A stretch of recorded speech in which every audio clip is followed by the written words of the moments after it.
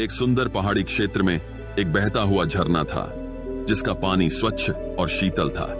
झरने के आसपास का वातावरण मंत्रमुग्ध कर देने वाला था। उसी झरने में अनगिनत कमल खिले हुए थे, जो साधारण कमल नहीं थे, बल्कि दिव्य और चमत्कारिक थे। ऐसा कहा जाता था कि इन कमलों की देखभाल देवता स्वयं करते थे। उस क्षेत्र से कुछ दूरी पर एक गांव बसा हुआ था।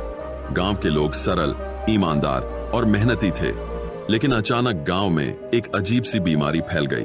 बीमारी इतनी गंभीर थी कि गांव के कई लोग बिस्तर पर पड़ गए। गांव वाले इसे रोकने के लिए हर संभव प्रयास कर चुके थे, लेकिन कोई उपाय काम नहीं आ रहा था। एक दिन गांव में एक संत का आगमन हुआ। संत बहुत ज्ञानी और शांत स्वभाव के थे। उन्होंने गांव वालों की परेशानी को समझा और कहा, यह बीमारी साधारण नहीं है, इसे ठीक करने के लिए विशेष उपाय करना होगा। पास के जंगल में एक झरना है, जिसमें दिव्य कमल खिले हुए हैं। उन कमलों में चमत्कारिक शक्ति है। अगर कोई उस कमल को लाकर बीमार लोगों को छुआए तो उनकी बीमारी तुरंत ठीक हो जाएगी। लेकिन ध्यान रहे, उन कमलों तक पहुंचना आसान नहीं है। वहां जाने के लिए साहस, धैर्य और विश्वास की आवश्यकता है। संत की बात सुनकर गांव वालों में हलचल मच गई। सब सोचने लगे कि उस दिव्य कमल को लाने का काम कौन करेगा। झरने का रास्ता कठिन और खतरों से भरा हुआ था। वहां जंगली जानवर और अनेक प्राकृतिक बाधाएं थीं। हर कोई डर रहा था। उसी समय गांव में एक युवक था, जिसका नाम भोलू था।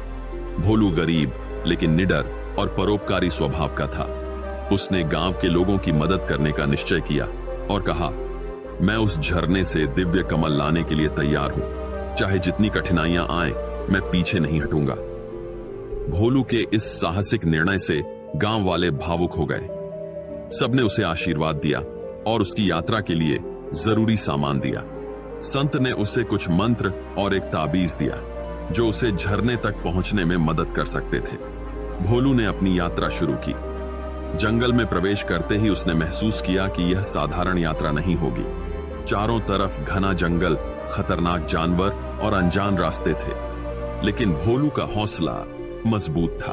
वह लगातार भगवान का स्मरण करता रहा और अपने लक्ष्य की ओर बढ़ता रहा। रास्ते में उसे कई कठिनाइयों का सामना करना पड़ा। एक बार उसे भूख और प्यास ने बहुत परेशान किया, तो दूसरी बार जंगली जानवरों ने उसका पीछा किया।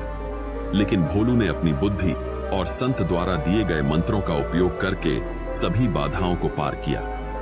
कई दिनों की यात्रा के बाद आखिरकार भोलू उस झरने तक पहुंचा। झरने का दृश्य अद्भुत था। चारों ओर दिव्य प्रकाश फैल रहा था और झरने में खिले हुए कमल किसी चमत्कार से कम नहीं लग रहे थे। लेकिन जैसे ही भोलू ने कमल की ओर कदम बढ़ाया, झरने के रक्षक देवता प्रकट हुए। देवता ने भोलू से पूछा, तुम कौन हो और इन कमलों को क्यों लेना चाहते हो? क्या तुम्हें पता है कि ये कमल कितने पवित्र और मूल्यवान हैं? भोलू ने विनम्रता से अपनी पूरी बात देवता को बताई और कहा, मुझे इन कमलों की शक्ति का लालच नहीं है। मैं इन्हें अपने गांव के बीमार लोगों की मदद के लिए लेना चाहता हूं। कृपया मेरी सहायता करें।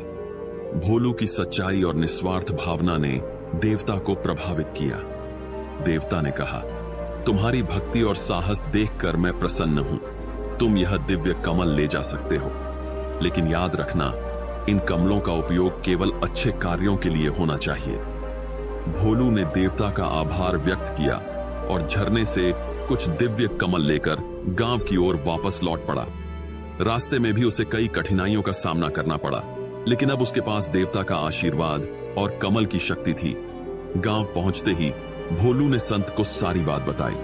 संत ने कमल का उपयोग शुरू किया। जैसे ही किसी बीमार व्यक्ति को कमल से छुआ गया, उसकी बीमारी तुरंत ठीक हो गई। यह देखकर गांव वाले अचंभित हो गए और भोलू की प्रशंसा करने लगे। गांव की बीमारी ठीक हो गई। गांव वाले भोलू के इस त्याग और साहस को कभी नहीं भूले। संत ने कहा, भोलू ने हमें यह सिखाया है कि निस्वार्थता और दृढ़ निश्चय से कोई भी असंभव कार्य संभव हो सकता है।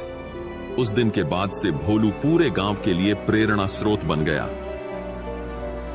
झरने के दिव्य कमल की कहानी पीढ़ी दर पीढ़ी सुनाई जाने लगी और यह गांव एकता, साहस और परोपकार का प्रतीक बन गया।